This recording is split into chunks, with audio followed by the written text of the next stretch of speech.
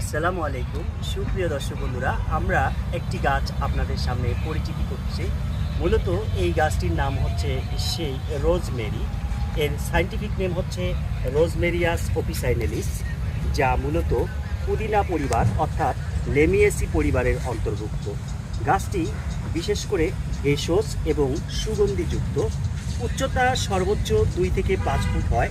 ফুলের রং নীল, হালকা এবং বেগুনি রঙের হয়। দর্শক বন্ধুরা, এটা মূলত মাংস, স্যুপ, পাস্তা কিংবা বারবিকিউতে সুগন্ধ বাড়াতে ব্যবহার করা হয়।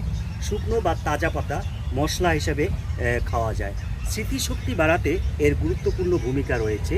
শুধু তাই নয়, মাথা ব্যথা, ক্লান্তি কমাতে সুগন্ধ এর ব্যবহার করা হয়। এতে রয়েছে প্রচুর পরিমাণে অ্যান্টিঅক্সিডেন্ট, যা অনেকেরই নতুন চুল গজাতেও এর গুরুত্বপূর্ণ ভূমিকা পালন করে। দর্শক বন্ধুরা, আমাদের কাছে এই চমৎকার রোজমেরি গাছ রয়েছে। এগুলো 3 থেকে 5 ঘন্টা পর্যন্ত রোদ পেলেই সুন্দর হয় এবং এর মাটি দোআঁশ বা বেলে দোআঁশ মাটি বেশি প্রয়োজন হয়।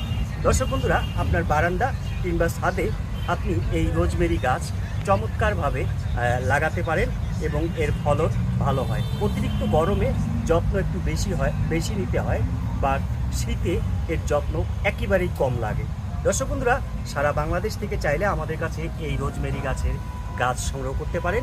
চমৎকার গঠনের সব গাছ রয়েছে, দেশি বিদেশি সব ধরনের গাছ ইনশাল্লাহ আমাদের কাছে পাবেন। সবাই ভালো থাকবেন। আল্লাহ হাফেজ।